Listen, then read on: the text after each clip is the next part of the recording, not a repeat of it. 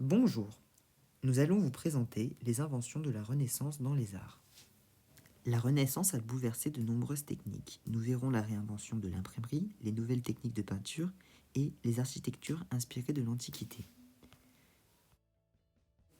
L'imprimerie. Gutenberg a remis l'invention au goût du jour, notamment grâce à l'invention du caractère de plomb mobile. Le caractère de plomb. Nous devons les placer dans le sens inverse du mot que l'on veut imprimer, puis on les presse contre la feuille. De plus en plus, sur les livres, on mettait des illustrations réalisées grâce à une gravure sur bois ou cuivre. Le cuivre était moins courant car c'était plus cher et plus difficile à graver.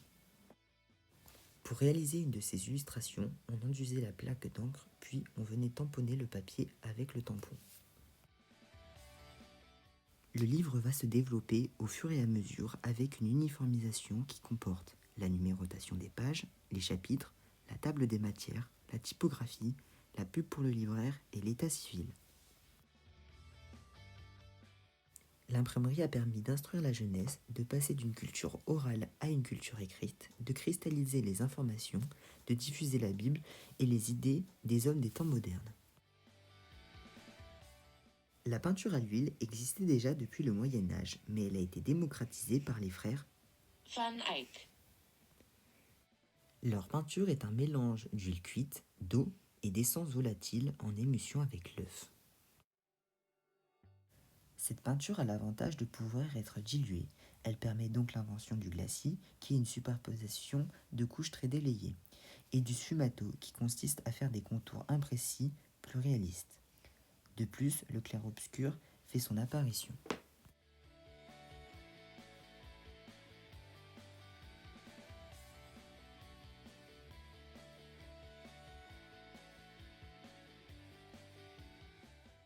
Les artistes utilisent de plus en plus des techniques comme la perspective. Il y a plusieurs sortes de perspectives, comme la perspective linéaire ou fuyante.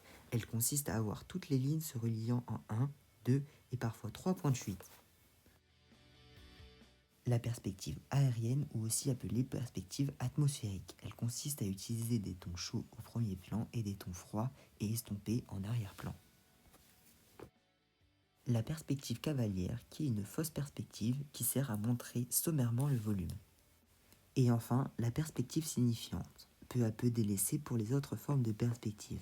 Elle existe déjà depuis le Moyen Âge. Elle consiste à jouer sur les échelles selon l'importance des personnages. À la Renaissance, l'architecture s'impose surtout durant le XVIe siècle. En effet, de nouveaux éléments architecturaux apparaissent comme le tambour et la lanterne, qui furent peu à peu assemblés au pendentif et à la coupole.